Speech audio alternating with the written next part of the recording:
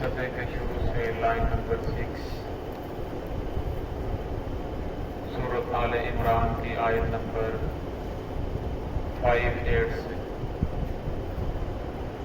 اعوذ باللہ من الشیطان الرجیم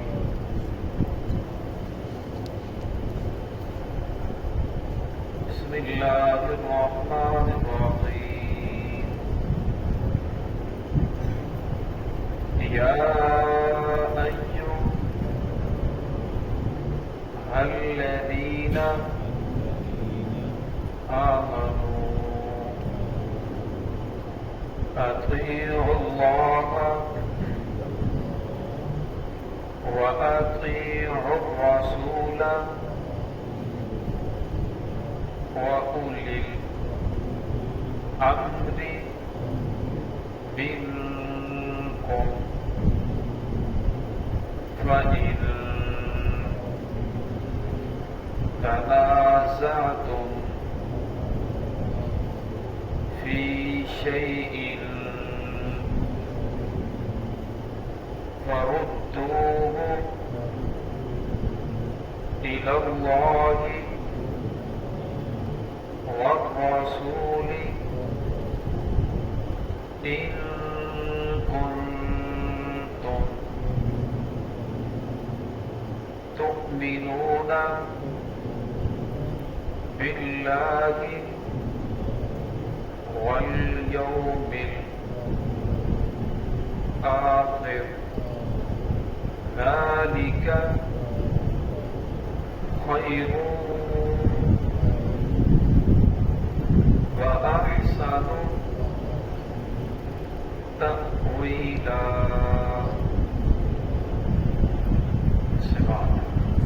بسم الله الرحمن الرحيم يا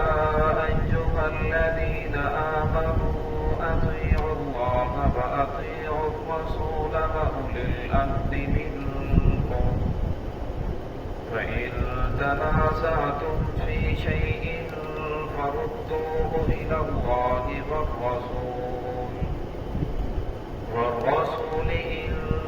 كنتم تؤمنون بالله واليوم الآخر ذلك خير وأحسن تأويلا. یا ایھا الذین آمنوا، اے وہ لوگو جو ایمان لے کر آئے ہو، اطیعوا اللہ، اطاعت کرو اللہ رب العزت کی، واطیعوا الرسول، اور اطاعت کرو اس کے رسول کی، واولی الامر منکم، اور اطاعت کرو اس کی جو تم میں سے حاکم ہے، امیر ہے. فإن تنازعتم، پس اگر تمہارا جھگڑا ہو جائے، فی شیء، کسی چیز کے بارے میں، فردوہ الی اللہ، پھر تم اسے لٹاؤ اللہ رب العزت کی طرف، والرسول، اور اس کے رسول کی طرف، ان کنتم تؤمنون باللہ، اگر تم ایمان رکھتے ہو اللہ رب العزت پر، والیوم الآخر، اور آخرت کے دن پر، ذالک خیر واحسن تأویلا، یہ تمہارے لیے بہتر ہے اور انجام کے اعتبار سے بہت ہی اچھا ہے. اس آیت کے اندر اللہ رب العزت نے ایمان والوں کو اللہ اور اس کے رسول کی اطاعت کا حکم دیا. جب انسان اس بات کا دعویٰ کرتا ہے کہ میں مسلمان ہوں، اور پھر مسلمان ہونے کے ساتھ اس کے اوپر یہ چیز لاگو ہو جاتی ہے کہ اس کا کردار، اس کا ہر چیز محمد رسول اللہ صلی اللہ علیہ وسلم کے طریقے کے مطابق ہو جائے، اس کی اپنی مرضی ختم ہو جائے، بلکہ اللہ اور اس کے رسول کی مرضی کے مطابق آ جائے، فرمایا پھر یہ کامل مسلمان وہ ہے. اب جب ہم کلمہ پڑھتے ہیں لا الہ الا اللہ محمد رسول اللہ، فرمایا کلمہ پڑھنے کے بعد انسان کے اوپر جو احکامات لاگو ہوتے ہیں کہ اللہ کے سوا کوئی عبادت کے لائق نہیں، محمد رسول اللہ صلی اللہ علیہ وسلم اللہ رب العزت کے رسول ہیں. فرمایا پھر انسان جب اس کلمے کو پڑھ لیتا ہے، پھر انسان کو کسی اور جگہ نفع نظر آئے، اس نفع کی امید کے اندر یا خوف کسی نقصان کے ڈر سے، نقصان کے خوف کی وجہ سے، فرمایا پھر یہ پیشانی کسی اور کے سامنے نہیں جھکنی چاہیے، بلکہ پیشانی جب بھی جھکے تو اللہ رب العزت کے سامنے جھکے. فرمایا اصل مسلمانی یہی ہے کہ انسان نفع کی امید بھی اللہ رب العزت کی ذات سے رکھے اور خوف اور ڈر بھی اللہ رب العزت کی ذات سے ہو. دنیا کی کوئی طاقت، دنیا کی کوئی چیز، دنیا کا کوئی حکمران انسان کا کچھ بگاڑ نہیں سکتا جب انسان کا ایمان کامل ہو. اگر کافر طاقتور ہے، اگر کافر ظلم کرنے کے اوپر تلا ہوا ہے، ورنہ وہ تمہیں قتل کر دے گا، شہید کر دے گا، ورنہ شہید ہو جاؤ گے۔ پھر بھی اللہ رب العزت پاک کیا فرماتے ہیں، وَلَا تَقُولُوا لِمَن يُقْتَلُ فِي سَبِيلِ اللَّهِ أَمْوَاتٌ بَلْ أَحْيَاءٌ وَلَٰكِن لَّا تَشْعُرُونَ۔ جو اللہ رب کے راستے کے اندر شہید کر دیے گئے، اللہ کے راستے کے اندر مارے گئے، ورنہ انہیں مردہ نہ کہو، بل احیاء، بلکہ وہ زندہ ہیں، وَلَٰكِن لَّا تَشْعُرُونَ، لیکن تمہیں شعور نہیں ہے۔ رسول اللہ صلی اللہ علیہ وسلم یہ دعا کرتے تھے کہ الہ العالمین میں تیرے راستے کے اندر شہید کیے جاؤ، ثم احیا ثم اقتل ثم احیا ثم اقتل ثم احیا ثم اقتل، بار بار کہ میں پھر زندہ کیا جاؤں، پھر شہید کیا جاؤں، پھر زندہ کیا جاؤں، پھر شہید کیا جاؤں۔ تو شہادت بہت بڑا درجہ ہے، ورنہ جب انسان کا ایمان کامل ہو جاتا ہے، پھر اللہ اور اس کے رسول کی اطاعت سے دنیا کی کوئی چیز روک نہیں سکتی۔ حضرت عمر رضی اللہ عنہ کے زمانہ خلافت کے اندر جس وقت روم کے ساتھ جنگیں ہو رہی تھی، تو کچھ صحابہ کرام قید ہو کر چلے گئے، ان میں سے عبداللہ بن حذیفہ صحابی بھی تھے۔ اللہ نے بہت حسن دیا تھا، بہت خوبصورت تھے اور صحت مند نوجوان تھے، اور جس وقت روم کا جو بادشاہ تھا جس کا لقب کیسر ہے، اس نے دیکھا انہیں پیش کیا گیا تو دیکھ کر بڑا متاثر ہوا، اپنے پاس بلایا، گفتگو کی تو کہنے لگا، اے نوجوان، اگر تو عیسائیت کو قبول کر لے تو اپنی لڑکی کا رشتہ تیرے ساتھ کر دوں گا اور اپنی بادشاہت کے اندر تجھے شریک کر لوں گا۔ حضرت عبداللہ بن حذیفہ نے کہا، اپنی بات کو دہرائی، انہوں نے پھر اپنی بات کو دہرایا تو کہنے لگے، تو ایک ملک کا بادشاہ ہے، تو ایک علاقے کا بادشاہ ہے، اگر تو پوری دنیا کا بادشاہ بھی بن جائے اور ساری دنیا کی بادشاہ تیرے سر کے اوپر تاج آ جائے، پھر وہ تاج اٹھا کر تم میرے سر کے اوپر رکھ دے، میں اس چیز کا تصور بھی نہیں کر سکتا کہ محمد رسول اللہ صلی اللہ علیہ وسلم کے دین کو چھوڑ کر تیرے دین کو قبول کر لوں۔ ان لوگوں کا ایمان کامل تھا، پھر اس کے سامنے انہیں لوہے تیل کا کڑاہا گرم کیا گیا، اس کے اندر باقی لوگوں کو پھینکنا شروع کیا اور کہنے لگا، ابھی بھی ایمان کو چھوڑ دے، ابھی بھی ایمان کو چھوڑ دے، عیسائیت کو قبول کر لے۔ لیکن انہوں نے عیسائیت کو قبول نہیں کیا۔ پھر اس نے کہا، اچھا تو میرے ماتھے کے اوپر بوسہ دے، تیرے سارے ساتھیوں کو چھوڑ دوں گا۔ پھر انہوں نے اس عیسائی کے جو بادشاہ تھا اس کے ماتھے کے اوپر بوسہ دیا، تو جس کی وجہ سے اس نے حضرت عبداللہ بن حذیفہ کو بھی آزاد کر دیا اور باقی صحابہ کرام کو بھی آزاد کر دیا۔ تو ایسے ایسے لوگوں بھی آئے کہ جنہیں ناف تک زمین کے اندر گاڑ دیا گیا، سر کے اوپر آرا رکھا گیا اور کہا ایمان چھوڑ دے، انہوں نے ایمان نہیں چھوڑا، تو آرے کے ذریعے سے انہیں چیر کر قتل کر دیا گیا، تو کنگھیوں کے ذریعے سے، لوہے کے کنگھیوں کے ذریعے سے ان کے کھالوں کو اتار دیا گیا، لیکن انہوں نے اسلام کو نہیں چھوڑا، کلمے کو نہیں چھوڑا۔ آج تو ہمارا ایمان بہت زیادہ کمزور ہے، ہمارے اوپر آزمائشیں بھی اللہ رب العزت ایسی لے کر نہیں آتے، کیونکہ جیسا ہمارا ایمان ہے ویسی آزمائشیں آتی ہیں، ورنہ جس انسان کا جتنا زیادہ ایمان مضبوط ہوتا ہے اس کے اوپر اللہ رب العزت سے آزمائشیں بھی زیادہ آتی ہیں۔ آج وسلم کی حدیث ہے، فرمایا سب سے زیادہ آزمائش انبیاء پر آتی ہے، فرمایا فالامثل فالامثل، پھر اس کے بعد اس انسان کا ایمان جتنا زیادہ قریب ہوتا ہے، جتنا مضبوط ہوتا ہے، اس کے اوپر اللہ رب العزت سے آزمائشیں اتنی زیادہ آتی ہیں، اللہ رب العزت بندے کو جھنجھوڑتے ہیں۔ تو اس آیت کے اندر اللہ نے فرمایا، یا ایھا الذین آمنوا، اے لوگو، اے ایمان والو، اطیعوا اللہ، اطاعت کرو اللہ رب العزت کی، واطیعوا الرسول، اور اطاعت کرو رسول اللہ صلی اللہ علیہ وسلم کی۔ قرآن پاک کی آیت ہے، فرمایا یا ایھا الذین آمنوا اطیعوا الرسول فقد اطاع اللہ، جس نے رسول اللہ صلی اللہ علیہ وسلم کی اطاعت کی، فرمایا تحقیق اس نے اللہ رب العزت کی اطاعت کا حق ادا کر دیا۔ فرمایا اگر اللہ کو راضی کرنا چاہتے ہو، محمد رسول اللہ صلی اللہ علیہ وسلم کی اطاعت بہت ضروری ہے۔ اگر فرمایا وَأُولِي الْأَمْرِ مِنْكُمْ، فرمایا جو تم میں سے اولو الامر ہے، یعنی جو تم میں سے حاکم ہے، جس کے بارے میں فرمایا حاکم وقت وہ بھی مراد ہو سکتا ہے، اس سے مراد علماء اور فقہاء بھی ہو سکتے ہیں، اور اس سے مراد جن کو اللہ رب العزت نے اقتدار بخشا ہے، فرمایا اس سے مراد وہ ہے علماء اور فقہاء۔ اس طرح ہے کہ اللہ رب العزت نے انہیں دین کی رہنمائی کے لیے، شریعت کی رہنمائی کے لیے مقرر کیا ہے، فرمایا اگر ان کی رہنمائی ہے وہ قرآن اور سنت کے مطابق ہے تو پھر ان کے فتویٰ جات کو مانا جائے گا، فرمایا اگر کوئی فتویٰ قرآن اور سنت کے خلاف ہے پھر اسے مانا نہیں جائے گا۔ حضرت صلی اللہ علیہ وسلم نے جس وقت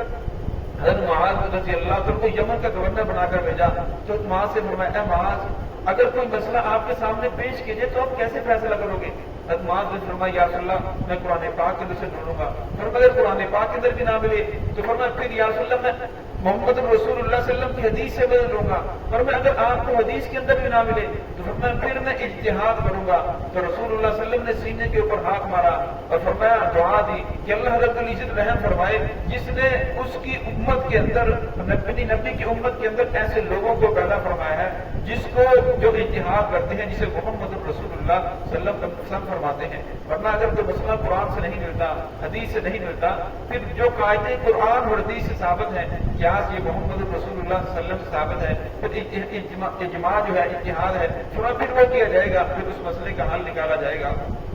تو یہاں پر میں اولی الامر جو تم میں سے حاکم وقت ہے اس کی اطاعت ضروری ہے، جس طرح محمد رسول اللہ صلی اللہ علیہ وسلم کی اطاعت فرض ہے، واجب ہے، اللہ رب العزت کی اطاعت واجب ہے، اسی طرح جو اولی الامر ہے، جو امیر ہے، اسلام نے ایک مکمل ذاتہ حیات ہے، ہر چیز کو بیان کیا، اور میں جب دو آدمی سفر کرتے ہیں تو دونوں میں سے چاہیے کہ ایک کو اپنا امیر مقرر کر لے، پھر اس کی اطاعت کے اندر سفر کیا جائے، ورنہ پھر سفر کے اندر کوئی پریشانیاں نہیں آئیں گی، امیر کے ساتھ اللہ رب العزت کی مدد ہو جائے گی، پھر اللہ رب العزت ان لوگوں کی حفاظت فرمائیں گے۔ تو فرمایا جب ایک حاکم ہوگا، آپ کا ایک امیر ہوگا، سارے لوگ اس کی اطاعت کرنے والے ہوں گے، پھر کوئی انتشار نہیں پھیلے گا، پھر معاشرہ جڑ کر رہے گا، پھر طرح طرح کی خرافات نہیں پھیلیں گی۔ تو اس لیے فرمایا امیر کی اطاعت ضروری ہے۔ اب امیر کیسا ہونا چاہیے، حاکم وقت کیسا ہونا چاہیے؟ فرمایا حاکم وقت ہو اطیع اللہ و اطیع الرسول، جو اللہ اور اس کے رسول کی اطاعت کرنے والا ہو، اطاعت بھی مخلوق کی معصیت اللہ، فرمایا مخلوق کی اطاعت خالق کی نافرمانی کے اندر جائز نہیں۔ مخلوق آپ کو کسی ایسی چیز کا حکم دے جس سے خالق کی نافرمانی ہو رہی ہو، فرمایا وہ چیز تمہارے لیے جائز نہیں ہے۔ اگر اللہ رب العزت ان تنازعتم، فرمایا اگر تمہارا جھگڑا ہو جائے، اختلاف ہو جائے، فی شیء کسی چیز کے بارے میں، حاکم وقت کچھ کہتا ہے، آگے سے عوام ہے جو علماء ہے اس کے خلاف ہے کہ ایسا نہیں ہونا چاہیے، فرمایا اگر تمہارا کسی چیز کے اندر اختلاف ہو جائے، فردوہ الی اللہ، پھر اس معاملے کو لوٹاؤ اللہ رب العزت کی طرف اور رسول اس کے رسول کی طرف۔ پھر قرآن پاک کی طرف دیکھو کہ قرآن پاک کے اندر اس کا حکم کیا ہے، محمد رسول اللہ صلی اللہ علیہ وسلم کی شریعت کے اندر اس کا حکم کیا ہے، قیاس اور اجماع کے اندر اس کا حکم کیا ہے۔ فرمایا پھر جو حکم مل جائے، پھر تم میں سے جو غلطی کے اوپر ہو اسے چاہیے کہ وہ اپنی غلطی کو مان لے، اس معاملے کے اوپر متفق ہو جائیں۔ فرمایا یہ نہیں کہ حاکم وقت ایک بات پہ اڑا ہے، عوام ایک بات پر اڑی ہے، فرمایا ایسی بات نہیں، بلکہ تم اللہ اور اس کے رسول کی طرف لوٹو اور اللہ اور اس کے رسول کا جو فیصلہ ہے اس کے مطابق آ جاؤ، تمہیں پھر پریشانی ختم ہو جائے گی۔ ان کنتم تؤمنون باللہ والیوم الآخر، فرمایا اگر تم اللہ پر اور آخرت کے دن کے اوپر ایمان رکھتے ہو۔ اب اس آیت کا جو ٹکڑا ہے یہ انسان کو جھنجھوڑتا ہے، فرمایا اگر تم اللہ کی ذات پر ایمان رکھتے ہو اور آخرت کے دن کے اوپر تمہارا ایمان ہے، فرمایا پھر جو تمہارا حاکم وقت ہے تمہیں بھی چاہیے کہ اپنا حاکم وقت ایسے مقرر کرو جو اللہ اور اس کے رسول کی اطاعت کرنے والا ہو۔ اب حاکم وقت کو کیسے مقرر کیا جاتا ہے؟ جس طرح خلفائے راشدین کے دور کے اندر خلیفہ کو مقرر کیا جاتا تھا، امت کے جو نیک لوگ تھے، جن کا تقویٰ، پرہیزگاری، جن کے اخلاق، جن کی عبادات، جن کا علم، جن کا عمل بالکل کامل اور مکمل تھا، جن کا عدل و انصاف کامل اور مکمل تھا، امت کے چند لوگ کسی ایسے آدمی کو مقرر کرتے جو انہیں پتہ چلتا کہ بالکل محمد رسول اللہ صلی اللہ علیہ وسلم کی شریعت کے مطابق چلنے والا ہے، پھر مقرر کرنے کے بعد اسے عوام الناس کے سامنے پیش کرتے، پھر عوام الناس اس کی بیعت کرتی، جس کی وجہ سے پھر وہ خلیفہ مقرر ہو جاتا۔ لیکن آج کل یہ جو ووٹ کا سلسلہ ہے یہ شرعی اعتبار سے درست نہیں ہے، کیونکہ ہر آدمی اپنا ووٹ ڈالتا ہے تو ہر آدمی کے پاس اتنا علم نہیں ہوتا، ہر آدمی امانت اور دیانت کو نہیں جانتا، ہر آدمی نہیں جانتا کہ یہ 100% محمد رسول اللہ صلی اللہ علیہ وسلم کے طریقے کے اوپر چلنے والا ہے یا نہیں، تو جس کی وجہ سے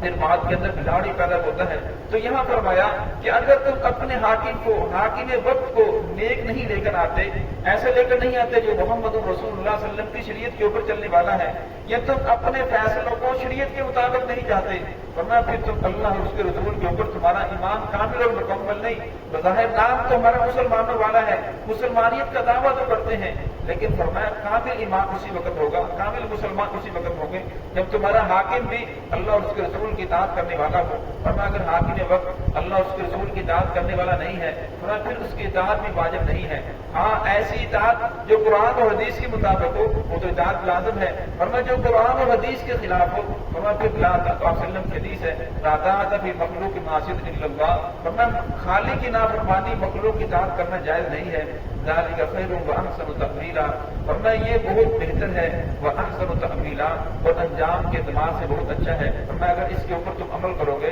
تو اس کا انجام بہت اچھا ہوگا۔ جو ہے کہ اللہ رب العزت ہم سب کو صراط مستقیم پہ چلنے کی توفیق عطا فرمائے۔